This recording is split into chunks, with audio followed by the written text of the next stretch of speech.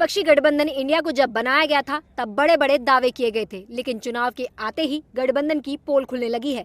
मध्य प्रदेश में सीट न मिलने पर सपा प्रमुख अखिलेश यादव लगातार कांग्रेस पर हमलावर है। वहीं इसका फायदा बीजेपी भी उठाती नजर आ रही है।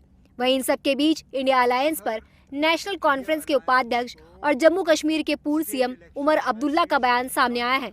उन्होंने कहा, अगर इंडिया अलायंस राज्य चुनाव में सीट साझा नहीं करना चाहता था तो उन्हें इसे पहले ही साफ कर देना चाहिए था। अगर इंडिया अलायंस को स्टेट इलेक्शंस में सीट शेयरिंग का नहीं करना था तो पहले से ही साफ कर देते। मैं इन मीटिंगों में शरीक हुआ हूं, हर मीटिंग में मैंने हिस्सा लिया। बार बार ये बात उठी कि क्या अलायंस असेंबली के लिए होगा या नहीं होगा, और फैसला हुआ नहीं, और इस बात का अब नतीजा सामने आ रहा है। इंडिया अलायंस के तमाम मेंबर जो हैं एक दूसरे के खिलाफ मध्य प्रदेश, राजस्थान वगैरह में इलेक्शन लड़ रहे हैं। कांग्रेस ने यहाँ तक कहा कि ये इंडिया अलायंस सिर्फ पार्लियामेंट इलेक्शन के लिए है। अगर ये दुरुस्त है तो फिर जो करगिल में हुआ उसको इंडिया अलायंस के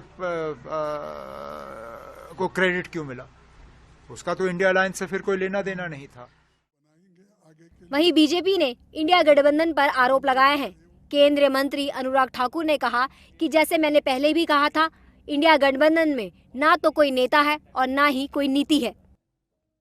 देखिए, ये गठबंधन मैंने पहले दिन कहा था, इनका ना नेता है ना नीति है और नीयत में भी खोट है।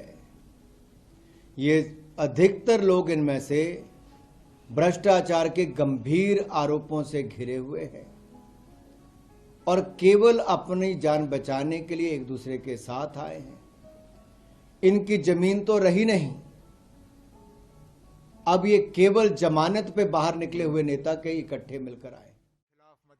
इसके साथ ही इंडिया गठबंधन को लेकर उमर अब्दुल्ला ने अपनी नाराजगी जाहिर करते हुए कहा कि अब नतीजा सबके सामने है। गठबंधन के सभी सदस्य एमपी, राजस्थान और बाकी प्रदेशों में एक दूसरे के खिलाफ चुनाव लड़ रहे हैं।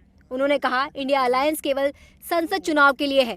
5 राज्यों में चुनाव के बाद सभी सदस्यों को एक साथ बैठना चाहिए और मतभेदों को दूर करना चाहिए, ताकि 2024 में आगामी संसद चुनाव में हमारा प्रदर्शन प्रभावित ना हो।